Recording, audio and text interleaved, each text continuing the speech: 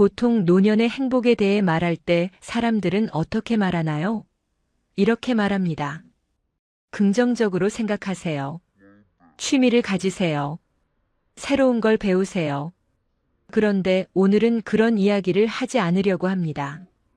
왜냐하면 제가 만난 행복한 어르신들은 실제로는 전혀 다른 방식으로 살고 계셨거든요. 그분들의 공통점은 무엇을 더 하느냐가 아니었습니다. 오히려 무엇을 더 이상 하지 않느냐에 있었어요. 행복한 어르신들은 특별한 걸 하지 않습니다. 대신 안 해도 되는 것을 아주 많이 안 합니다. 이게 핵심입니다. 여러분께 질문을 하나 드리고 싶습니다. 지금도 안 해도 되는데 하고 있는 일 떠오르십니까? 안 만나도 되는데. 계속 만나고 있는 사람은요? 혹시 이 나이에 이 정도는 해야지라는 생각 때문에 정작 하기 싫은 일을 억지로 하고 계시진 않나요? 오늘 이야기는 바로 그런 것들에 관한 겁니다. 노년의 행복은 무언가를 더하는 게 아니라 무언가를 빼는 것에서 시작됩니다. 정리에서 시작되는 겁니다.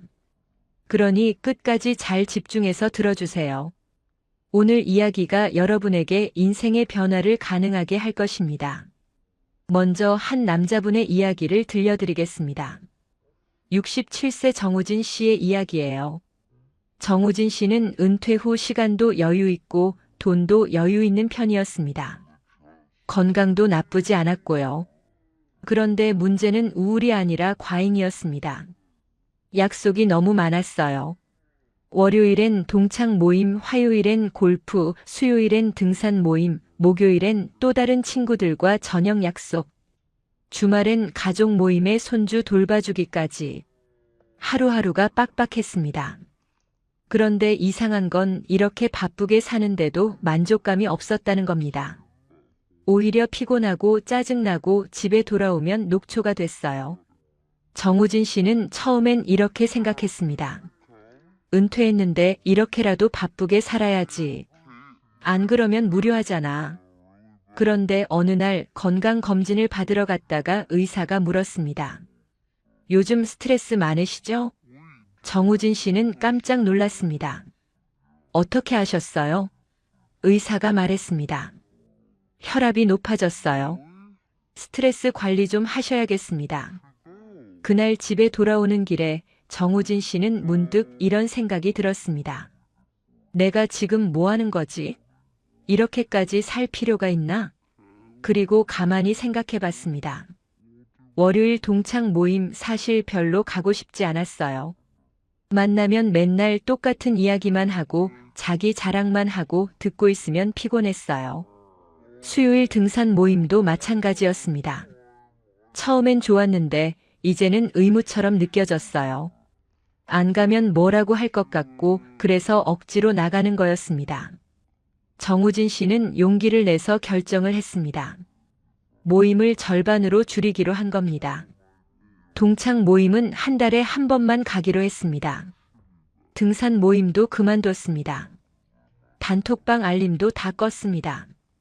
그리고 의무 일정이라고 느껴지는 것들을 전부 삭제했습니다. 처음엔 불안했습니다. 이러면 친구들이 서운해하지 않을까? 나만 빠지면 뭐라고 하지 않을까? 그런데 막상 해보니 아무도 뭐라고 하지 않았습니다. 오히려 다들 바빠서 신경도 안 쓰더라고요. 그렇게 한 달이 지나고 세 달이 지났습니다. 정우진 씨의 하루는 완전히 달라졌습니다. 아침에 일어나도 급할 게 없었습니다. 오늘 뭐 하지? 아무것도 안 해도 됐습니다. 그냥 집에서 책도 보고 TV도 보고 산책도 나가고 하고 싶은 것만 했습니다. 그랬더니 신기한 일이 벌어졌습니다. 혈압이 정상으로 돌아왔습니다. 그리고 무엇보다 마음이 편해졌습니다. 정우진 씨는 이렇게 말했습니다. 아무것도 안 했는데 제일 편합니다. 왜 진작 이렇게 안 살았을까요? 이제 한 여자분의 이야기를 들려드리겠습니다. 72세 김영애 씨의 이야기입니다. 김영애 씨는 평생 비교 속에서 살았습니다. 젊었을 때는 남편과 다른 집 남편을 비교했고 중년에는 자식과 다른 집 자식을 비교했습니다. 노년이 된 지금도 마찬가지였습니다. 친구들 만나면 자식 이야기, 손주 이야기, 재산 이야기가 나왔습니다. 우리 아들은 대기업 다녀. 우리 손주는 영재래. 우리는 아파트가 몇 채야. 이런 이야기들을 들으면 김영희 씨는 늘 마음이 무거웠습니다. 자기는 자랑할 게 별로 없는 것 같았거든요. 자식들은 그냥 평범하게 살고 재산도 많지 않고 손주도 특별히 뛰어나지 않고 그래서 모임에서 돌아오면 늘 자존감이 떨어졌습니다. 나는 왜 이것밖에 안 될까? 다른 사람들은 다 잘 사는 것 같은데 이런 생각들이 머릿속을 맴돌았습니다. 그러던 어느 날 김영희 씨는 평소처럼 친구들과 저녁을 먹고 있었습니다.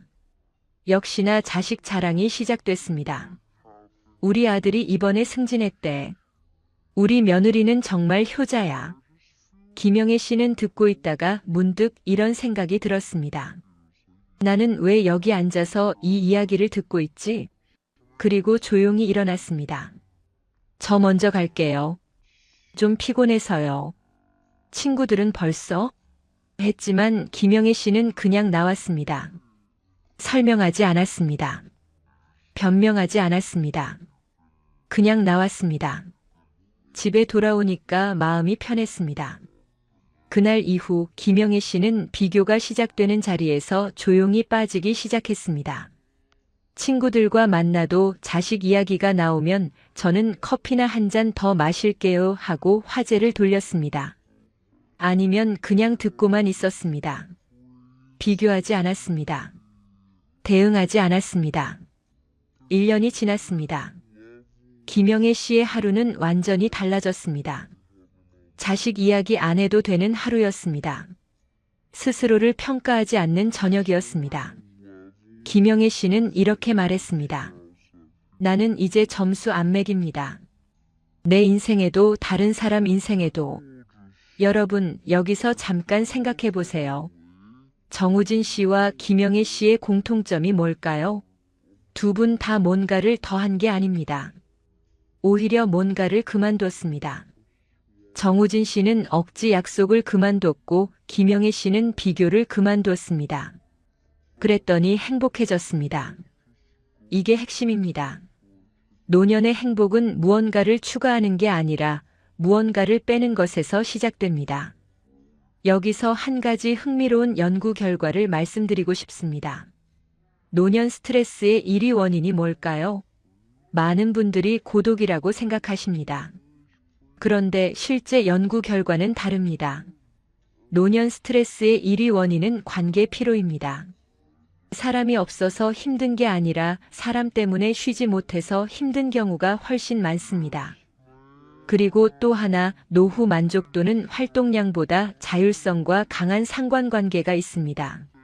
즉, 많이 하느냐가 아니라 내가 선택해서 하느냐가 중요하다는 겁니다. 자, 그럼 이제 본격적으로 노년에 행복해지는 사람들이 가장 먼저 정리한 5가지를 말씀드리겠습니다. 이건 제가 수많은 시니어분들을 만나면서 발견한 공통점입니다.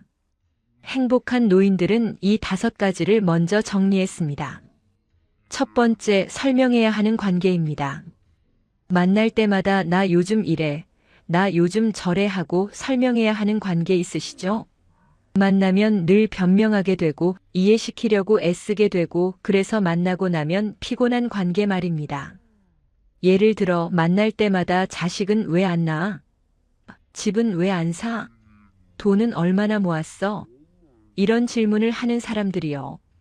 이런 관계는 사실 관계가 아닙니다. 점검입니다.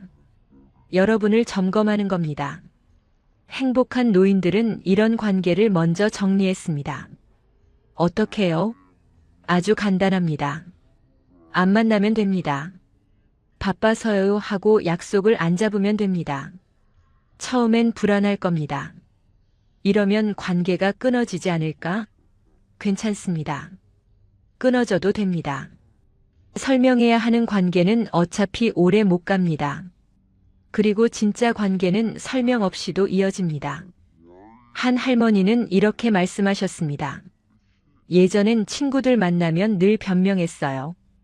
왜 아들이 결혼 안 했는지, 왜 나는 돈이 없는지. 그런데 어느 날 깨달았어요. 내가 왜 변명을 해야 하지? 그 이후로 그런 질문하는 친구들은 안 만났어요. 그랬더니 만날 사람이 확 줄더라고요. 근데 그게 오히려 편했어요.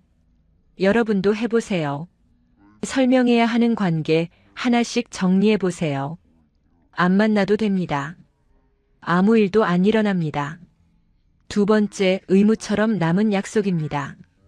가고 싶지 않은데 가는 모임, 하고 싶지 않은데 하는 활동, 이런 것들 말입니다. 안 가면 뭐라고 할 것 같아서 한번 시작했으니까 끝까지 해야지, 이런 이유로 억지로 하는 것들이요. 정우진 씨가 바로 이걸 정리했죠. 동창 모임, 등산 모임, 골프 약속. 처음엔 좋았는데 이제는 의무처럼 느껴지는 것들을 전부 정리했습니다. 그랬더니 시간이 생겼고 여유가 생겼고 마음이 편해졌습니다. 여러분께 질문 하나 드리겠습니다. 지금 하고 있는 활동 중에 사실 그만두고 싶은 게 있으신가요? 있으시다면 그만두세요. 미안한데 이제 못 나갈 것 같아요. 이 한마디면 됩니다. 이유를 길게 설명할 필요 없습니다. 그냥 못 나간다 하면 됩니다. 처음엔 미안할 겁니다. 그런데 며칠 지나면 후련할 겁니다. 한 할아버지는 이렇게 말씀하셨습니다. 나는 10년 동안 매주 수요일마다 등산 모임에 나갔어요. 처음엔 좋았는데 5년쯤 지나니까 의무처럼 느껴지더라고요. 안 가면 뭐라고 할 것 같아서 계속 나갔어요. 근데 어느 날 용기 내서 이제 못 나가겠다고 했어요. 그랬더니 다들 아, 그래? 하고 끝이더라고요. 아무도 뭐라고 안 했어요. 나만 혼자 10년 동안 고민했던 거예요. 여러분도 해보세요. 의무처럼 남은 약속 하나씩 정리해보세요. 그만둬도 됩니다. 세상은 그대로 돌아갑니다. 세 번째, 비교가 시작되는 자리입니다. 김영애 씨가 바로 이걸 정리했죠. 자식 자랑, 재산 자랑, 손주 자랑이 나오는 자리에서 조용히 빠지기 시작했습니다. 비교가 시작되면 행복은 사라집니다. 이건 진리입니다. 내가 아무리 잘 살아도 더 잘 사는 사람은 항상 있습니다. 그러니 비교하면 끝이 없습니다. 행복한 노인들은 비교가 시작되는 자리를 피합니다. 어떻게요? 화제를 돌리거나 자리를 뜨거나 아예 그런 자리에 안 갑니다. 여러분께 질문 하나 드리겠습니다. 만나고 나면 늘 자존감이 떨어지는 사람 있으신가요? 만날 때마다 나를 다른 사람과 비교하게 만드는 사람 말입니다. 있으시다면 그 사람을 덜 만나세요. 안 만나도 됩니다. 나는 비교 안 합니다 하고 선언하세요. 한 할머니는 이렇게 말씀하셨습니다. 친구들 만나면 늘 자식 이야기가 나와요. 누구 아들은 의사, 누구 딸은 변호사. 듣고 있으면 내가 초라해져요. 그래서 이제는 그런 이야기 나오면 나는 커피 한 잔 더 마실게 하고 자리를 비워요. 아니면 아예 안 만나요. 그랬더니 훨씬 편해졌어요. 여러분도 해보세요. 비교가 시작되는 자리 조용히 빠져보세요. 눈치 보지 마세요. 여러분 인생입니다. 네 번째, 불안만 키우는 정보입니다. 뉴스, SNS, 단톡방 이런 것들 말입니다. 매일 뉴스 보면서 화내고 단톡방에서 온갖 정보 받으면서 불안해하고 이런 거 하시나요? 정우진 씨가 단톡방 알림을 전부 껐다고 했죠. 그게 정답입니다. 불안만 키우는 정보는 차단하는 게 답입니다. 뉴스 보면 화나시죠? 그럼 안 보면 됩니다. 단톡방에서 온갖 괴담 돌아다니죠? 그럼 나오면 됩니다. 내가 이걸 꼭 알아야 하나? 이 질문을 해보세요. 대부분은 안 알아도 됩니다. 세상은 내가 모르는 사이에도 잘 돌아갑니다. 한 할아버지는 이렇게 말씀하셨습니다.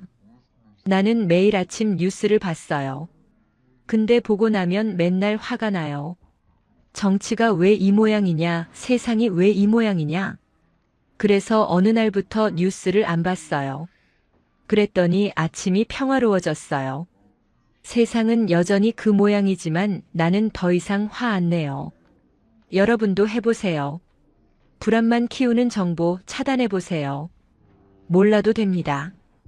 인생에 지장 없습니다. 5번째, 이 나이에 이 정도는 해야지라는 생각입니다. 이게 제일 무섭습니다. 이 나이에 이 정도는 해야지, 노인이 이렇게 게으르면 안 되지, 사회활동은 해야지, 손주는 봐줘야지, 이런 생각들 말입니다. 이런 생각들이 여러분을 올가맵니다. 행복한 노인들은 이런 생각을 버렸습니다. 이 나이에 이 정도는 해야지를 이 나이니까 안 해도 돼로 바꿨습니다. 사회활동 안 해도 됩니다. 손주 안 봐줘도 됩니다. 아무것도 안 해도 됩니다. 여러분은 이미 충분히 하셨습니다. 평생 열심히 살았잖아요. 이제는 쉬어도 됩니다. 한 할머니는 이렇게 말씀하셨습니다. 나는 평생 해야 한다는 생각으로 살았어요. 엄마니까 해야지, 며느리니까 해야지, 할머니니까 해야지. 근데 70 넘으니까 깨달았어요. 이제는 안 해도 되는구나. 그 이후로 해야지를 전부 안 해도 돼로 바꿨어요. 그랬더니 인생이 가벼워졌어요.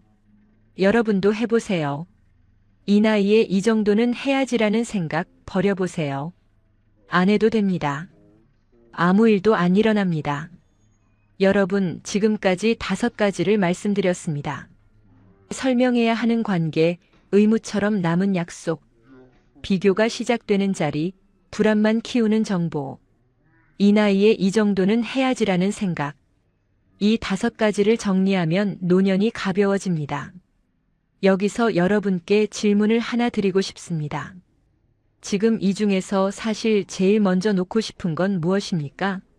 그걸 붙들고 있는 이유가 외로움인가요? 아니면 습관인가요? 잠깐 생각해 보세요. 대부분은 습관입니다. 외로움이 아니라 습관 때문에 붙들고 있는 겁니다. 습관은 바꿀 수 있습니다. 오늘부터 바꿔보세요. 이제 실천 파트로 넘어가겠습니다. 어떻게 하면 될까요? 간단합니다. 이번 달 이유 설명 없이 약속 하나 취소해 보세요. 미안한데 못 갈 것 같아요. 이 한마디면 됩니다. 이유를 길게 설명하지 마세요. 그냥 못 간다 하면 됩니다. 그리고 비교가 시작되는 대화에서 먼저 자리 떠보세요. 저는 먼저 갈게요 하고 일어나면 됩니다. 눈치 보지 마세요. 그리고 하루 한 번 이건 안 해도 된다라고 말해보세요. 소리 내서요. 이건 안 해도 돼. 이 사람 안 만나도 돼. 이 뉴스 안 봐도 돼. 이렇게 말하면 신기하게 마음이 가벼워집니다. 한 할아버지는 이렇게 말씀하셨습니다. 나는 매일 아침 거울 보면서 말해요. 오늘 하루 하기 싫은 건 안 해도 돼. 그러면 하루가 편해져요. 여러분도 해보세요. 하루 한 번 안 해도 되라고 말해보세요. 그게 시작입니다.